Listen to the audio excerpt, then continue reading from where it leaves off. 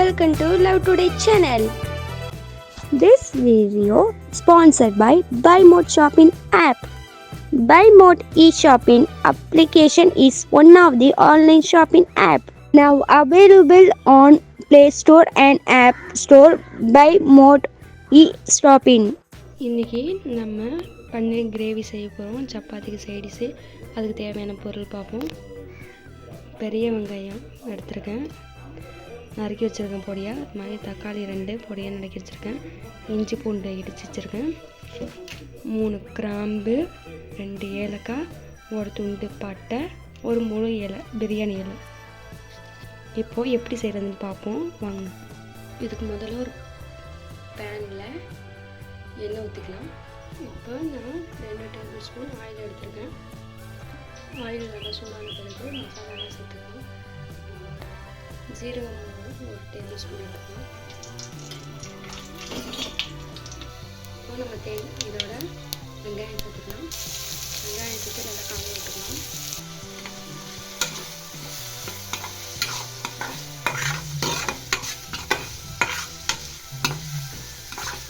நல்லா கலந்து விட்டுக்கலாம். வெங்காயம் நல்லா சாஃப்டாக வந்து பொண்ணு நேரமாக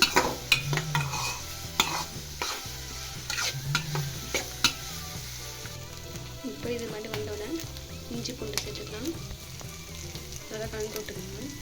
மஞ்சள்தூள் 1/4 டீஸ்பூன், கரம் மசாலா 1 டீஸ்பூன், மல்லித்தூள் 2 டீஸ்பூன், மிளகாய்த்தூள் 2 டீஸ்பூன் எடுத்துக்கலாம். உங்களுக்கு தேவையான அளவு எடுத்துக்கலாம் காரத்துக்கு. இப்போ இதெல்லாம் நல்லா சேர்த்து கலந்துக்கலாம். நல்லா இந்த மாதிரி கலந்து விட்டு லைட்டாக தண்ணி சேர்த்துக்கலாம். 1/4 டம்ளர் தண்ணி சேர்த்துக்கிட்டு கலந்துக்கிட்டு தக்காளி போட்டுக்கோங்க. இதோட தக்காளி சேர்த்தாச்சு. நல்லா கலந்து விட்டுக்கலாம். இந்த மாதிரி கலந்துட்டு கொஞ்சோண்டு தண்ணி சேர்த்துக்கலாம்.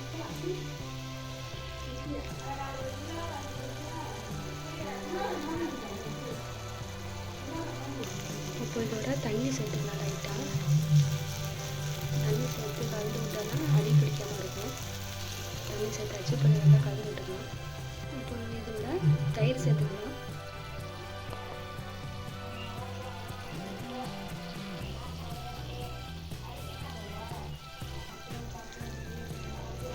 கால் கப்பு தயிர் சேர்த்துருக்கேன். கலந்து விட்டுக்கலாம்.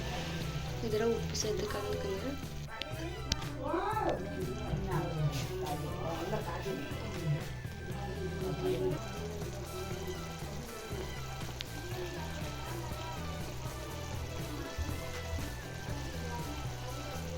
இப்போ இதோட உப்பு சேர்த்து கலந்துக்கலாம்.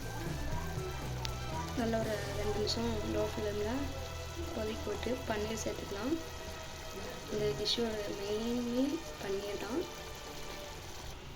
பன்னீர் வந்து எனக்கு நான் 100 கிராம் எடுத்துருக்கேன். இந்த மாதிரி வெட்டி வச்சுருக்கேன். உங்களுக்கு எப்படி சைஸ் வேணும் அந்த மாதிரி வெட்டி வச்சுருக்கேன். இப்போ இதை அதோட சேர்த்துக்கலாம்.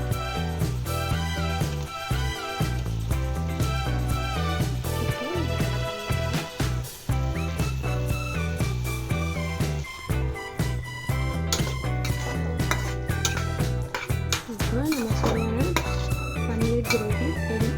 இப்போது இது டேஸ்ட் பண்ணி பார்க்கலாம். உங்கள்கிட்ட கொத்தமல்லி இருந்துச்சுன்னா மேலே போய் நல்லா தூவிக்கோங்க. என்கிட்ட கொத்தமல்லி இல்லை, அதனால் இப்போ பன்னீர் கிரேவி ரெடி. இது சப்பாத்தி, புலாவ், தோசை, இட்லி, தோசை இதெல்லாம் சேர்த்தாங்க. ட்ரை பண்ணி பாருங்கள். Thank you friends.